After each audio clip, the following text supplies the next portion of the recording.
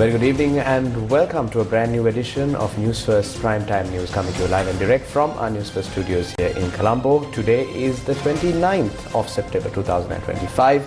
For the Newsfirst team, I am Jayamal Ratnayaka. And I am Hashini Patirana. Let's start off with a look at your headlines for tonight. President meets Japanese Prime Minister. Stalled projects to recommence. 1 billion rupee grant to purchase high-tech UAEs for the Navy.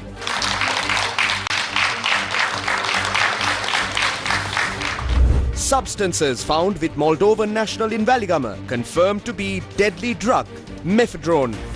How were the containers in Midania released? CID launches probe. Top narcotics figures to be questioned. MP Archana enlarged on bail following stern warning after arrest for violating road rules and obstructing police duty. Namal visits Archana in courts.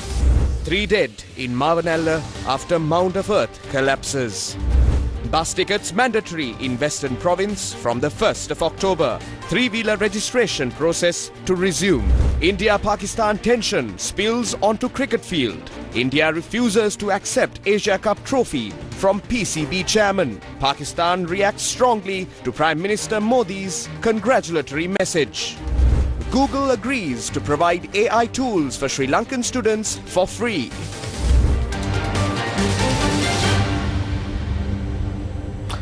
In your top story for tonight, Japan has agreed to provide over 1 billion rupees in grants to the Sri Lankan Navy for the acquisition of unmanned surveillance aircraft. The announcement was made during a bilateral meeting in Tokyo today between President Anurukumara Dissanayake and Japanese Prime Minister Shigeru Ishiba. Sri Lankan President Anurukumara Dissanayake met Japanese Prime Minister Shigeru Ishiba in Tokyo today. The President, upon arriving at the Japanese Prime Minister's office, was warmly welcomed by Prime Minister Shigeru Ishiba and received a guard of honor from the Japan Self-Defense Forces. After the delegations of both countries were introduced, official talks began between President Anurukumara Dissanayake and Japanese Prime Minister Shigeru Ishiba.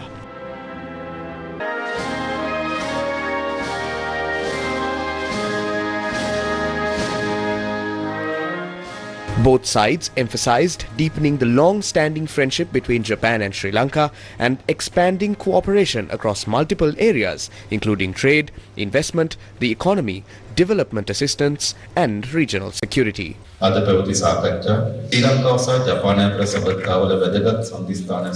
Today's discussions mark an important milestone in the relationship between Sri Lanka and Japan. Prime Minister Ishiba and I had extensive discussions on how to further strengthen the partnership between our nations and achieve our shared goals. Our priorities cover a wide range of areas, including investment, economic development, development assistance, regional security and people-to-people ties. I conveyed to the Prime Minister today that Sri Lanka is ready to move forward with renewed vigour towards a more prosperous and equitable future. Our focus is on boosting tourism, expanding trade and attracting foreign investment. Our discussions focused on enhancing cooperation in the agricultural sector. We discussed issues related to peace and security in the Indian Ocean.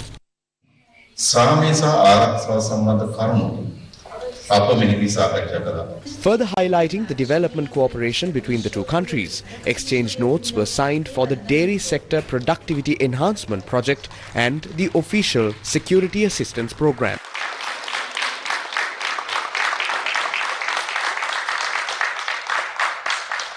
A joint statement was issued following the bilateral discussions. The Japanese Prime Minister praised Sri Lanka for its progress under the IMF loan program and the debt restructuring process, emphasizing that Japan will continue to support the country's reform efforts. President Anurukumara Dissanayake expressed appreciation for Japan's support in facilitating the swift completion of the debt restructuring, including its role as co-chair of the Official Creditors Committee and as the first country to initiate bilateral debt restructuring. The joint statement highlighted that both sides agreed to continue Sri Lanka's IMF program as planned and to expedite debt restructuring with the goal of attracting investment. During the meeting, the president expressed his gratitude to the Japanese government for resuming 11 yen loan projects. The statement also noted that the two sides agreed to restart the construction of the second phase of the Katunayake airport, continue existing yen loan projects and maintain the TV digitalization and transmission development initiative. The president briefed the Japanese Prime Minister on the changes in Sri Lanka's investment and business environment since the current government took office and invited Japanese businesses to explore new investment opportunities. Japanese Prime Minister Shigeru Ishiba also assured continued support for Sri Lanka's ongoing anti-corruption program. The joint statement highlighted that both sides agreed to cooperate in line with Japan's vision of a free and open Indo-Pacific and to uphold democratic principles in accordance with international maritime law. Japan's assistance of over 1 billion rupees provided today will allow the Sri Lanka Navy to enhance its surveillance and reconnaissance capabilities by adding around 10 new unmanned aerial vehicles. News First with the people. 3 construction workers were killed when an earth embankment collapsed on them while they were building a wall near a house in Mavanalla. According to reports, a 4th worker sustained injuries and was rushed to hospital for treatment. The tragic accident occurred around 9:30 a.m. today near a house in Alutnura, Manikawa area of Mavanalla when an earth embankment collapsed on 4 construction workers building a wall. 3 workers were buried under the soil and died on the spot, while another worker survived with injuries and was rushed to hospital. Officials from the Mavanalla Divisional Secretariat and staff from the local hospital made strenuous efforts to recover the victims. kontrak දුන්නා. දැන් එයයි කොන්ත්‍රාත් බඳුන්න සින්නද බැලි. මෙයාත් වැඩ කරපෙන්නේ. දැම්ම ගන්න කානුව ගෙපුවේ. ඔව් අත්තිවරම. මම පස්සේදී හිටියේ. ඉතින් මම පස් කන්න කලවරේ. මම කානුවත් කප කප හිටියේ. ඊට පස්සේ මට ඉන්න වතුර දෙන්න හක්කාව. මම අදින ඉඳන් මෙතෙන් ආවලා මේ වතුරේ ගන්නකොට දෙක් ගන්න සද්දය ආවා. අන්න බලද්දි පස් කන්නේ.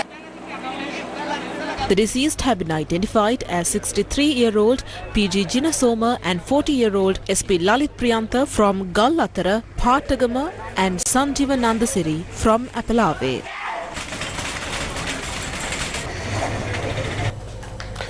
A substance found in the possession of a Moldovan national in Valigama has been confirmed to be mephedrone, a dangerous synthetic drug.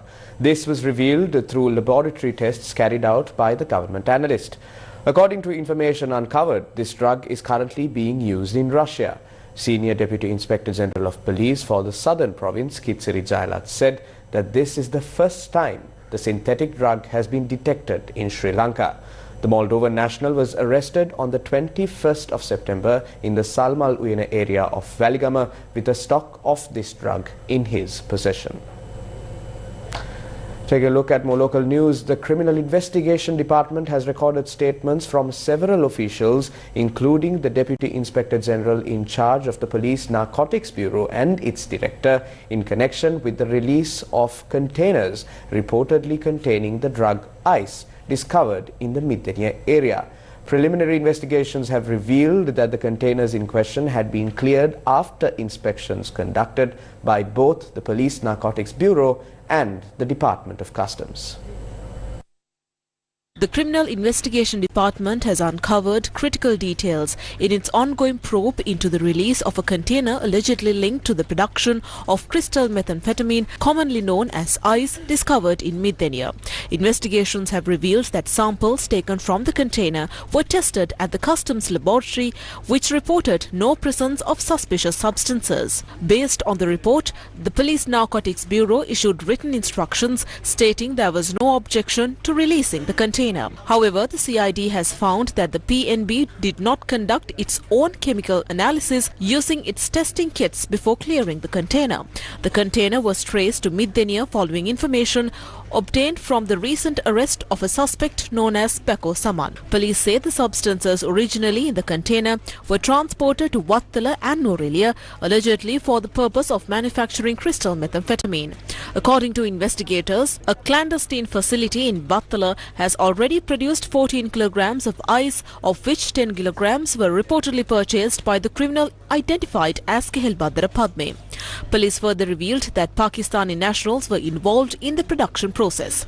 The dangerous nature of the seized substances has now been confirmed by both the National Dangerous Drugs Control Board and the Government Analysts Department, which verified the presence of crystal methamphetamine in the materials recovered from the containers buried on a property in Middenia. The Police Special Task Force arrested a suspect during an operation in the Rukmale Road area of Kottawa, seizing a large cache of ammunition and narcotics. According to police, the suspect was in possession of 458 rounds of live ammunition, 75.4 grams of heroin, a T-56 magazine, 30 counterfeit vehicle number plates, 15 revenue licenses, 15 insurance certificates and 2 mobile phones. The arrested individual is a 24-year-old resident of Angulana, Moratua. Okay. Jaffna District Member of Parliament Ramanathan Archana was arrested today for violating traffic rules and verbally abusing the police and fleeing the scene. Now, national organizer of the SLPP, parliamentarian Namal Rajapaksa, visited the court premises to show his support for the arrested MP Archana. When the suspect was produced before the court, MP Devi Chanaka also accompanied MP Namal Rajapaksa to the court premises. On the 23rd of September, MP Ramanathan Archana parked his vehicle along a road in Colombo Fort to express support for a protest held in the area. Afterwards, the MP got back into his vehicle and left the location while verbally abusing the police officers engaged in traffic duties.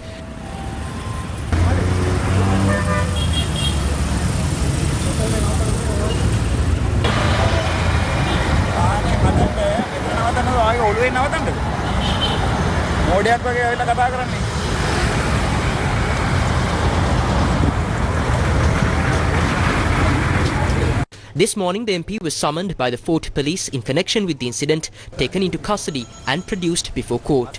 He was arrested on charges of obstructing police duties and use of criminal force.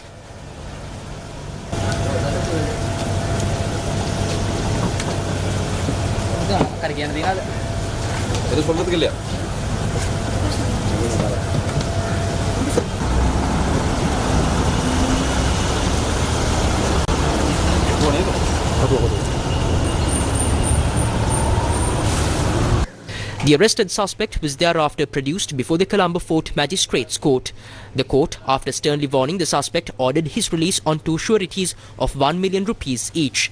MPs Namal Rajapaksa and D.V. Chanaka were also present at the court premises to extend their support to the arrested parliamentarian who is charged with obstructing police duties and use of criminal force.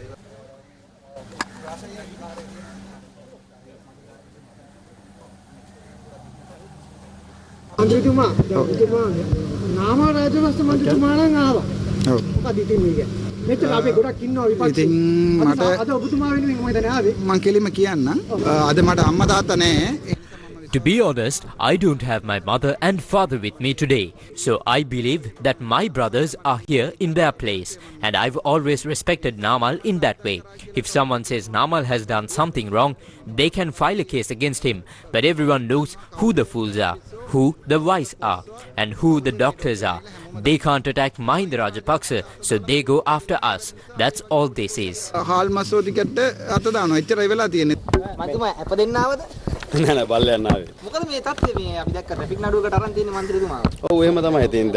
Yes, that's how it is now. When the government can't function, they look for minor issues and drag MPs to court.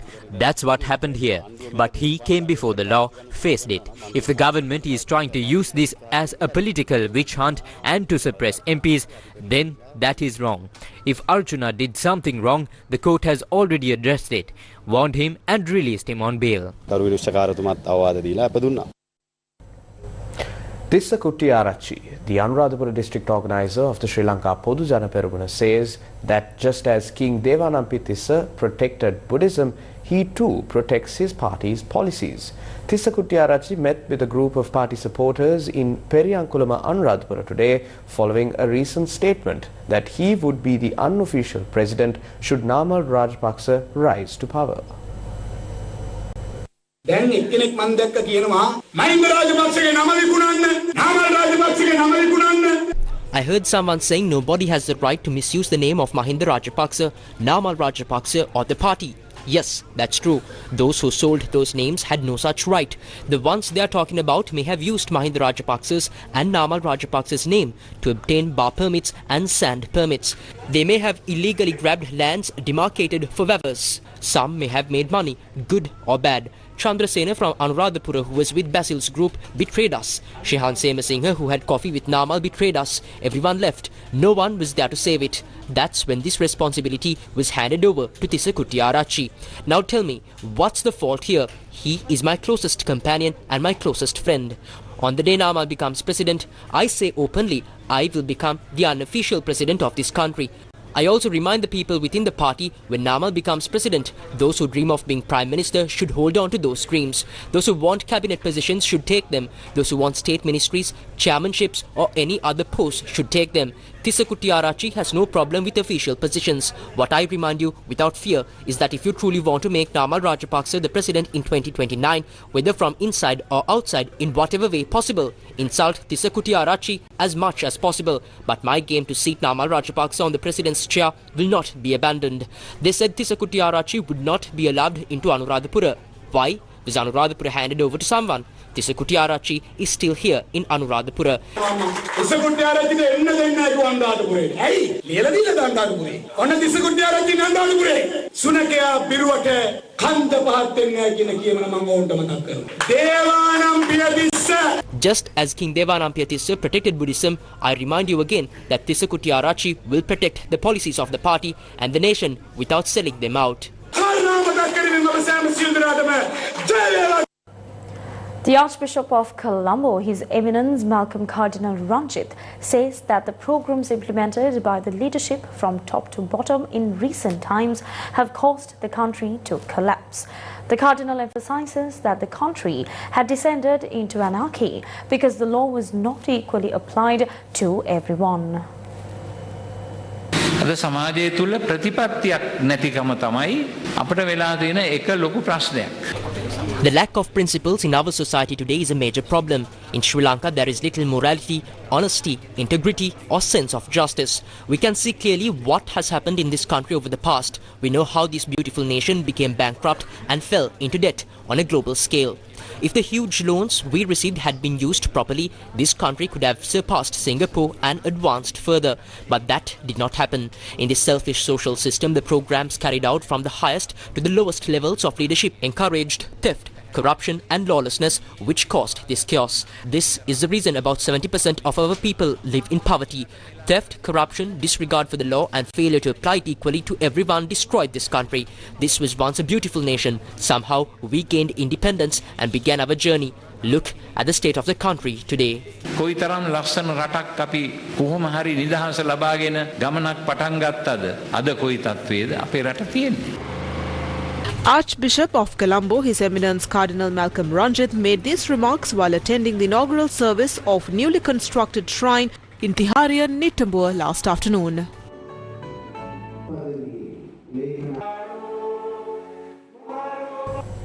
The aftermath of India's historic Asia Cup, 9th historic Asia Cup T20 cricket title win last night has captured worldwide attention. Two moments in particular have ignited intense debate.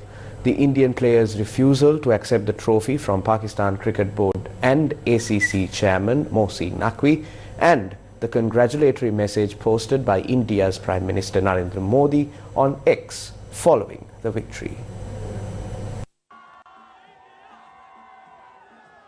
The Dubai International Cricket Stadium, packed with nearly 25,000 spectators, witnessed a dramatic finale as India defeated Pakistan to claim their 9th Asia Cup title. Winning the toss, India opted to bowl first. Notably, The two captains did not shake hands at the toss, signalling early tension. Pakistan's innings began strongly with openers Sahibzada Farhan and Fakhar Zaman forging an 84-run partnership. Farhan scored 57 of 38 balls while Zaman contributed 46 of 35. But after Zaman's dismissal, Pakistan collapsed spectacularly, losing 8 wickets for just 33 runs. Kuldeep Yadav was the standout bowler, claiming 4 wickets as Pakistan were bowled out for 146. India's chase started shakily, losing 3 wickets for just 20 runs. Sanju Samson and Tilak Varma steadied the innings with a 57-run stand for the 4th wicket.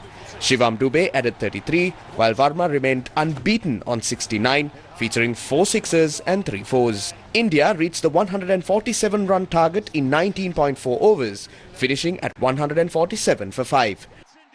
With this win, India secured their 9th Asia Cup overall. It's been a thrilling final. Rinku Singh. And bang! It's over. It's India who win the Asia Cup for the 9th time. It's been a thrilling final. And a huge sigh of relief in that dugout. And have a look at Tilak. Final and away to The trophy presentation ceremony was delayed by nearly an hour. When it finally began, Pakistan captain Salman Agha was handed the runner-up cheque, but dramatically threw it aside in protest. Salman Ali Agha to just come over and have a few words.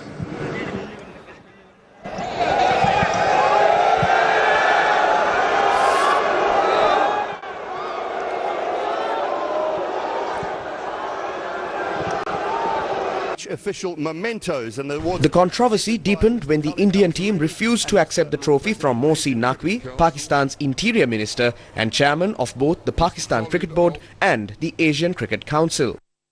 Ladies and gentlemen, I've been informed by the Asian Cricket Council that the Indian cricket team will not be collecting their awards tonight. Despite rejecting the trophy, India celebrated their victory on the field without it.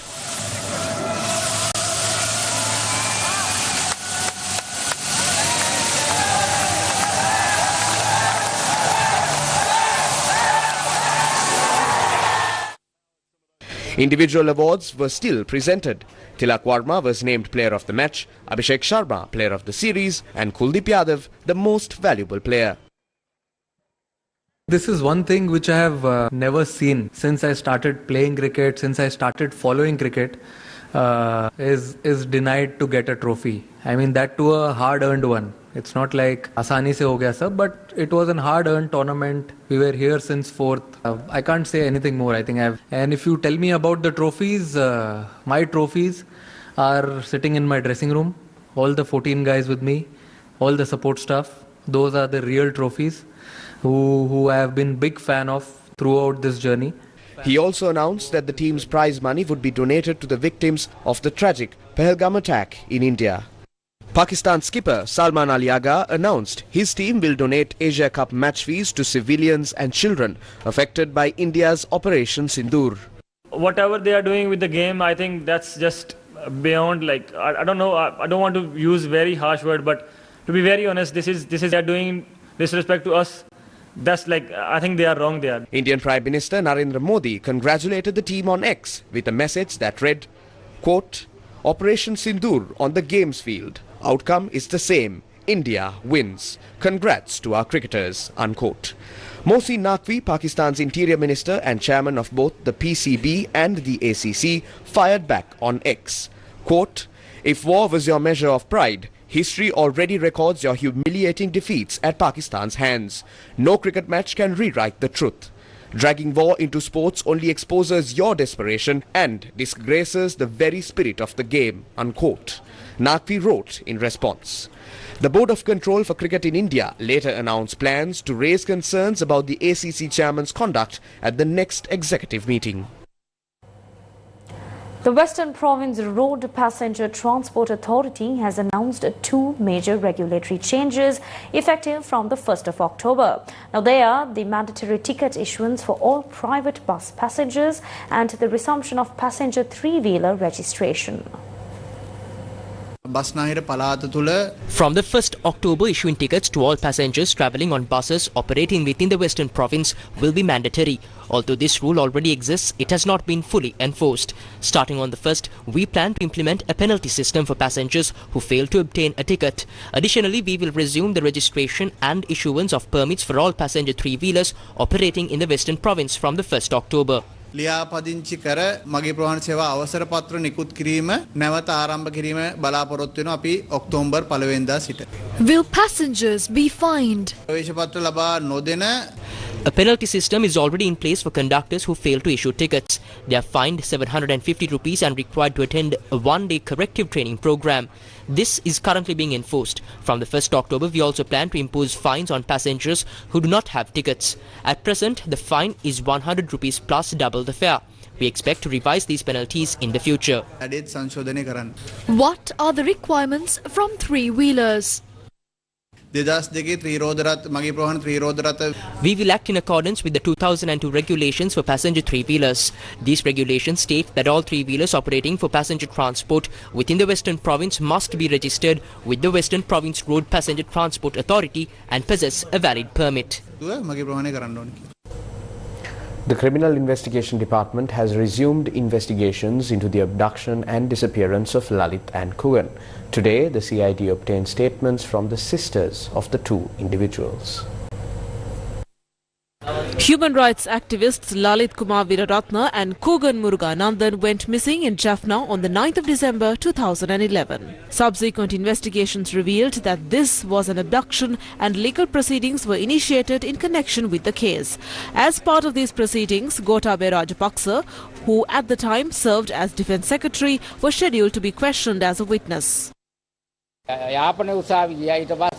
Initially, I went to Jaffna court and then to the Colombo court. After Gotabaya Rajapaksa became president, he didn't return to the court. He had said he would come last month, but he didn't. He should inform the court. Later, he promised to come to the Jaffna court. I don't know how that will happen. The CID asked me to provide another statement recently, and today my daughters have been called for statements. We are fully confident that we will receive justice from this government. We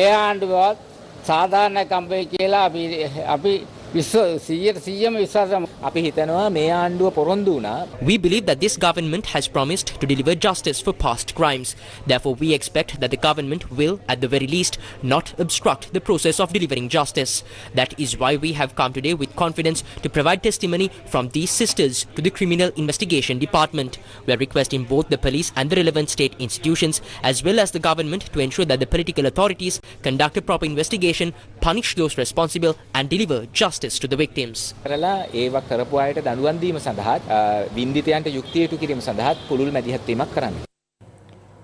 Artificial intelligence is no longer a mystery to the public. It is a movement, and today that movement gained momentum as the National AI Expo and Conference 2025 officially opened, offering a dynamic platform for innovation, collaboration and future-focused dialogue. The National AI Expo and Conference brings together local and global AI leaders, innovators and policymakers, all united by a shared goal to harness the power of artificial intelligence for sustainable economic growth and digital transformation. Organized by the Ministry of Digital Economy in partnership with SLT Mobitel, the National Artificial Intelligence Exhibition and Conference marks a significant milestone in Sri Lanka's journey toward becoming a regional leader in emerging technologies. AI is not a distant destination to be reached. It's not a fiction, but a continuous journey of exploration and application. It's a pursuit that demands curiosity, courage, and most importantly, collaboration. And what is the vehicle of this pursuit? How do we ensure that this journey benefits our entire nation? The answer lies in one primary objective: building a national AI ecosystem for Sri Lanka. The ecosystem is the framework that turns our individual pursuit into a national achievement. An ecosystem thrives in interdependence. Just as no single explorer can map a new frontier alone, no single entity can build a nation's AI ecosystem and capability in isolation. This pursuit requires the seamless collaboration of government, industry, academia, and innovators, the very community that gathered here today. This expo is our boot camp. It's where we, as a community of pioneers, gather to shape our destiny of the future, share maps, build our vehicles, the ecosystem, and prepare for the next phase of our journey. The ministry is providing the compass of policy and vision. SLASCOM is uniting our guides and talents. FITIS is ensuring we have the right tools. And we at SLT Mobitel are committed to building the connected infrastructure that will carry us forward. Deputy Minister of Digital Economy, Engineer Eranga Veeraratna, revealed that Google has agreed to provide its advanced AI platform, Gemini, along with other premium student benefits, free of charge to Sri Lankan students. After months of collaboration between our ministry and Google, I am excited to announce news that I received just this morning. Google is agreeing to provide their student offer with Gemini advanced features and other benefits for the Sri Lankan students free of cost. This is a game changer. It means across our nation, every student will soon have free access to powerful world-class AI tools, cloud platforms, and learning resources. This is a monumental achievement to our country's AI capacity building development. It will level the playing field and put our students on par with anyone, anywhere in the world. We don't just need to use AI. We want every single one of you to master it. But remember this, with access to such powerful tools comes with a great responsibility. Use them to build, to innovate, and to solve the greatest challenges of our time. But always use them wisely, ethically, and for the benefit of all Sri Lankans and the world. So let's work together with passion and purpose to build a smarter, more prosperous, and a more compassionate Sri Lanka. Prime Minister Dr. Harini Amarasuriya declared that Sri Lanka's digital future will be built not just on technology but on people. Sri Lanka is ready to participate in the global digital economy. Our goals are ambitious but essential. By 2030, we aim to expand the digital economy to $15 billion, reaching 12% of GDP, with $5 billion in digital exports and a skilled workforce of 200,000 professionals. More importantly, we aim to demonstrate to every citizen that digital tools can improve daily life and create new opportunities. As Minister of Education, I recognize that digital transformation depends on people. Without human capacity, technology remains only potential. Our education reforms, the most comprehensive in recent years, are therefore focused on aligning schools, teacher training, and higher education with the needs of the digital economy. We are assessing currently every province and every school to ensure that no child is left behind in this transformation. We are embedding digital literacy, coding, and STEAM learning from early grades, introducing subjects such as AI and robotics, climate science, and shifting to competency-based education. Schools are being equipped with smart classrooms, devices, and trilingual e-platforms, while teacher training is being upgraded through a new teacher excellence framework. We are strengthening teacher capacity through the Teacher Excellence Framework, digital pedagogy training for 100,000 educators, and the introduction of a national digital ID system to manage our education sector as well. Following the opening session, panel discussions took place on a wide range of topics on AI and technology. School students were among the hundreds who visited the AI Expo that took place alongside the National Conference. The event, which continues tomorrow, brings together industry leaders, tech entrepreneurs, academics and policymakers to explore the transformative potential of AI across sectors, from education and healthcare to agriculture and governance. The 2025 Investment Climate Statement on Sri Lanka by the United States State Department has put Sri Lanka's $5 billion FDI target into a reality check.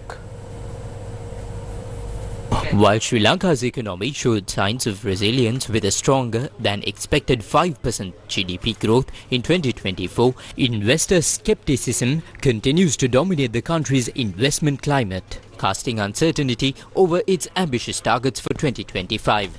The sweeping electoral victory of President Andrew Kumar Dissanayake and the National People's Power coalition brought political stability, and the government's commitment to the ongoing $3 billion IMF Extended Fund facility has reassured some stakeholders. However, the 2025 Investment Climate Statement on Sri Lanka by the US State Department says that many investors remain cautious, citing the NPP's historically anti-Western, Marxist influence ideology and mixed signals on privatization and regulatory reform. Foreign direct investment remains modest, with most deals falling in the $3 to $5 million range. Despite a $5 billion FDI target for 2025, seasoned investors stress that policy stability, regulatory clarity and transparency must precede any significant uptick in large-scale investments. US firms continue to explore opportunities in ICT, energy, aviation and defense,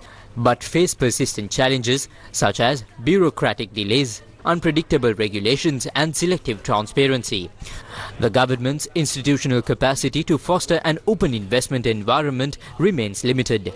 The report said investors frequently cite project reversals, slow decision-making and inadequate support for established businesses as barriers to growth. Calls for comprehensive structural reforms, including trade facilitation, digitization and stronger governance, remain urgent. The press conference for the world-renowned festival Vishwarang was held in Colombo today. The world-renowned festival Vishwarang, which presents Indian literature, art and culture in a global context, will be held this year on the 29th and 30th September 2025 in Colombo. The festival is being jointly organized under the aegis of Rabindranath Tagore University Bhopal, the Vishwarang Foundation and the Swami Vivekananda Cultural Centre, High Commission of India, Colombo. Vishwarang is an international literature art festival organized by Vishwarang Foundation and Rabindranath Tagore University, Madhya Pradesh, India. Vishwarang Sri Lanka 2025 is a two-day conference being organized on 29th and 30th of September. 2024 was a landmark of Vishwarang, where Vishwarang truly went global, and we organized Vishwarang in Mauritius in association with the Mauritius government and World Hindi Secretariat. And after this, there was a natural step to take Vishwarang outside the country, outside India, and we very warmly chose Sri Lanka as one of the next participating countries of Vishwarang because of the cultural ties we have, because of the kind of commonality which India and Sri Lanka have. And that is why we are organizing Sri Lanka chapter of Vishwarang, which will be a two-day conference on the theme of cultural unity between South Asian countries and Southeast Asian countries. And we will try and achieve the cultural ties, the cultural harmony through the path of art, culture and Indian languages. The press conference of the event was followed by the opening ceremony of the event, with the High Commissioner of India to Sri Lanka, Santosh Jha, attending as the chief guest.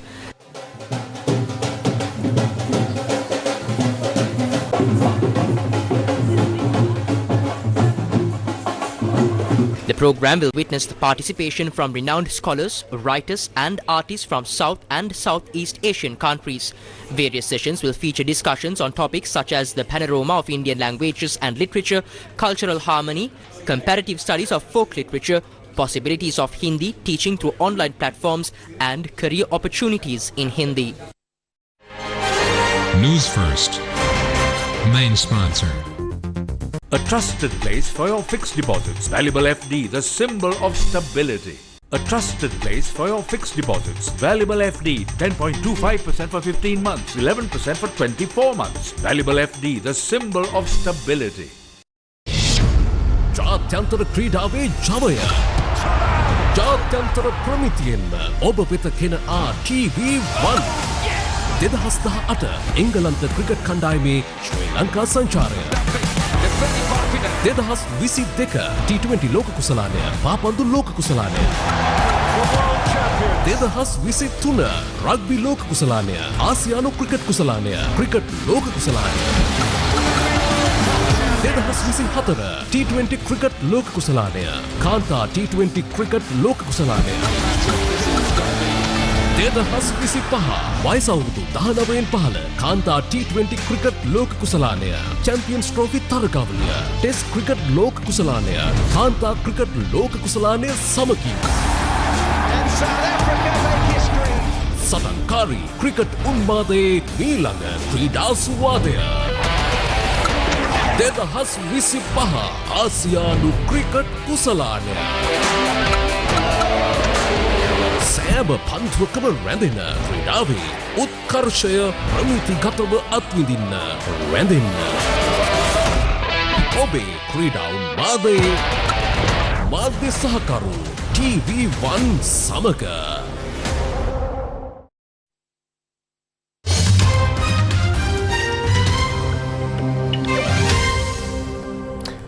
President Donald Trump will host Israeli Prime Minister Benjamin Netanyahu at the White House, with the US President pushing a Gaza peace proposal after a slew of Western leaders embraced Palestinian statehood in defiance of American and Israeli opposition.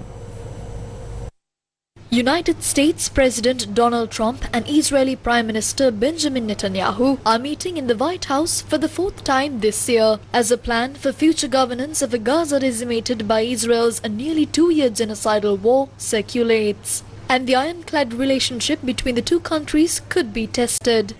President Trump, are you confident, sir, there'll be peace in Gaza anytime soon? Trump promised greatness in the Middle East and something special in another all-caps post on his Truth Social platform on Sunday. He has made repeated statements recently that it is time for the war to end. Netanyahu, for his part, told foreign media that Israel is working with Washington to make the plan a go. The 21-point day-after-war plan was first presented to Arab and Muslim leaders on the sidelines of the United Nations General Assembly meetings in New York last week. According to numerous Israeli and Western reports, the plan says Hamas must release all 48 remaining captives in Gaza, about 20 of whom are believed to be alive within 2 days. Hamas fighters will allegedly be allowed to leave Gaza or offered amnesty if they renounce resistance.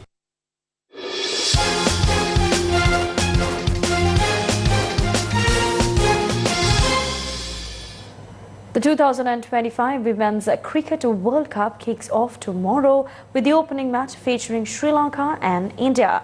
Now, Sirasa Media Network holds the official domestic broadcasting rights for the tournament.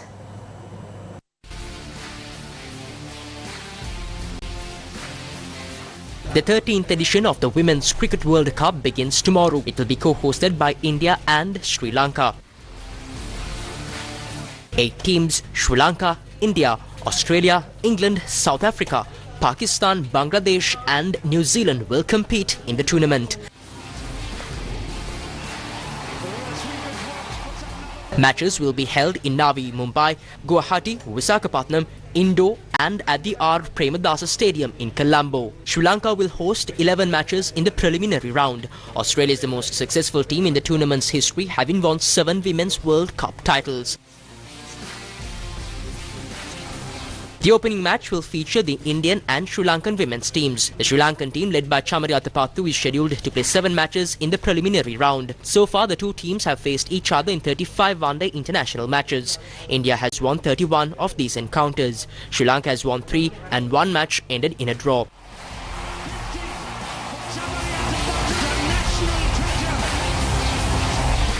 The Sri Lankan women's team departed the island yesterday to participate in the tournament, which will continue until the 2nd November. All matches of the 2025 Women's Cricket World Cup will be broadcast live on TV1, the official local broadcasting rights holder, and streamed live on www.sirasatv.lk.